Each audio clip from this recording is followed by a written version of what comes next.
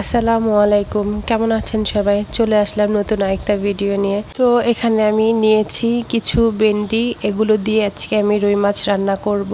এই যে এখানে আমি রুই মাছও নিয়েছি। আর এখানে আমি নিয়েছি কিছু ডাঁটা শাক। এই শাকগুলো দেখে আমার খুব ভালো লেগেছে, তো ভাবলাম এগুলোকেও ভাজি করি। ডাঁটা শাক কে কে ভাজি খেতে পছন্দ করেন আমাকে কমেন্ট করে জানাবেন। তো এখন আমি এগুলোকে কেটে নিব। এই তো আমার সব সবজি কাটা হয়ে গেছে। এখানে ভেন্ডি, আলু, আর এখানে আমি শাকটাকেও ভালোভাবে কুচি করে কেটে নিয়েছি। সাথে একটা আলুও চিকন চিকন করে কুচি করে কেটে নিয়েছি। তো চলেন রান্নাটা শুরু করা যাক। প্রথমেই আমি এখানে মাছটাকে ভালোভাবে ধুয়ে নিয়েছি। এখন এখানে কিছুটা লবণ আর হলুদ দিয়ে খুব ভালোভাবে মাখিয়ে নিচ্ছি। তো আমার মাছগুলো মাখানো হয়ে গেছে। এখন চুলায় কড়াই বসিয়ে তেল গরম করে নিচ্ছি।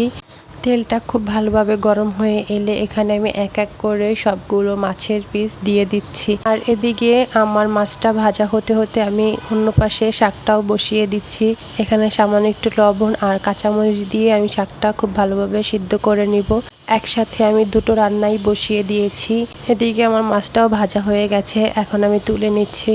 আর শাকটাও এখানে প্রায় হয়ে এসেছে।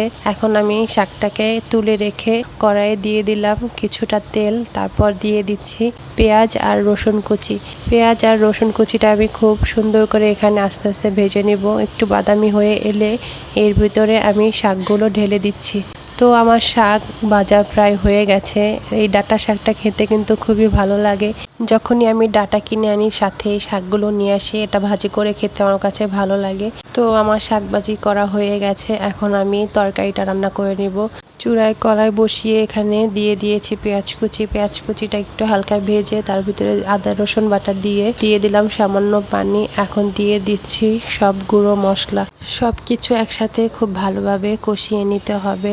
যখন উপরে তেলটা ভেসে আসবে তখনই বুঝতে হবে মশলাটা কষানো হয়ে গেছে।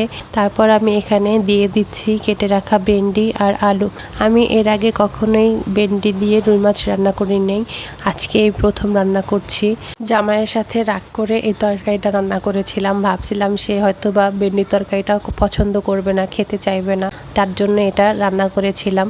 তো রান্না করার পরে দেখি সেই এই তরকারিটা খুব মজা করে খেয়েছে, তার কাছে নাকি খুব ভালো লেগেছে তরকারিটা।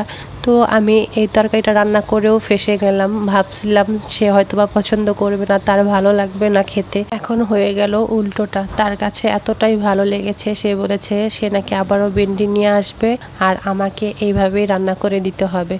তো আর কি করার, ভাবলাম এক হয়ে গেল আর এক। তো কথা বলতে বলতে এখানে আমার তরকারিটাও রান্না করা হয়ে গেছে। এখন আমি উপর দিয়ে কিছুটা ধনেপাতা কুচি দিয়ে তরকারিটা নামিয়ে নিব। তো আপনাদের কাছে ভেন্ডি তরকারি খেতে কেমন লাগে কমেন্ট করে জানাবেন।